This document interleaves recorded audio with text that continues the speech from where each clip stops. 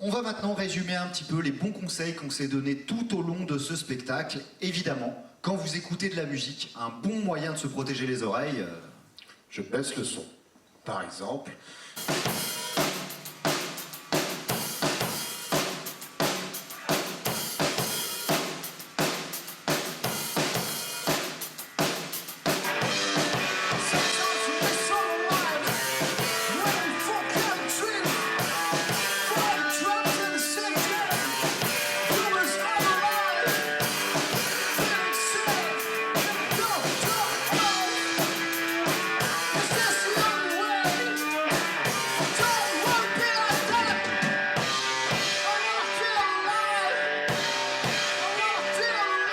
Pour sensibiliser les élèves, notre choix et ce qu'on adore faire, c'est les faire pousser les portes d'une salle de spectacle pour qu'ils puissent voir ce spectacle de prévention des risques auditifs et puis finalement d'éducation au sonore.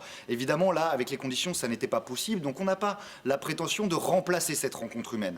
Parce qu'on le sait, la rencontre physique, la légitimité d'un artiste qui prend la parole devant les élèves, on ne le remplacera pas par une vidéo, mais on a choisi quand même de faire une captation de ce spectacle dans de bonnes conditions pour pouvoir la transmettre aux élèves avant la fin de l'année, pour que ceux qui ne l'auraient pas vu, puisqu'il faut se comprendre qu'habituellement on touche 4000 jeunes sur une saison scolaire, là évidemment il y en a eu beaucoup moins parce qu'il y a plusieurs mois qu'on sautait et qui sont des mois d'activité pour nous, donc même si ça n'est pas un remplacement, pour compenser en tout cas, et pour les élèves qui joueront le jeu et qui s'intéresseront à ça, l'idée de leur proposer ce spectacle en ligne, ils pourront le voir, éventuellement remplir un petit formulaire pour dire ce qu'ils en ont compris, ce qu'ils en ont vu, le transmettre aux enseignants qui le passeront à leurs élèves. Donc même si ça ne remplace pas, on fait passer un message.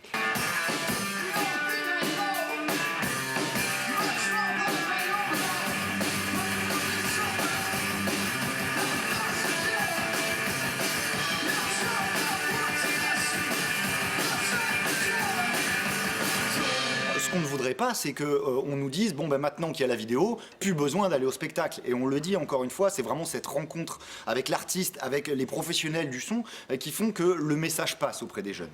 La simple vidéo, on n'y croit qu'à moitié. Malgré tout, si on se retrouvait dans une configuration comme on l'a vécu, parce que peut-être que l'avenir nous montrera d'autres périodes un peu particulières de confinement ou autres, en tout cas de complications des rencontres physiques, eh bien on pourrait réutiliser évidemment cette vidéo, c'est-à-dire qu'elle va servir là cette saison, mais qu'on l'aura bien sûr pour la suite.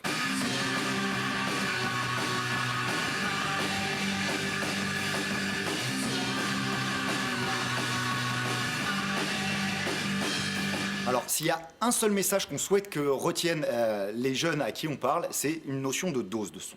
On va pas mentir en disant il faut fermer les boîtes de nuit, interdire les concerts et brûler tous les baladeurs, c'est pas vrai. On va pas leur dire écouter de la musique pas fort, ça fait la même chose qu'écouter de la musique fort, non. C'est pour ça que cette notion de dose de son, elle est intéressante, c'est que oui, on a le droit d'écouter fort, mais si on écoute fort, faut écouter pas longtemps.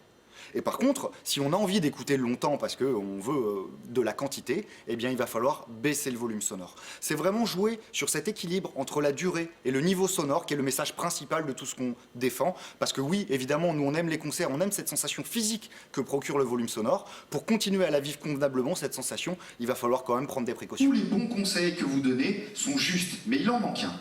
Le cérumen est votre ami. La cire qu'on a à l'intérieur de nos oreilles est une barrière de protection de notre oreille.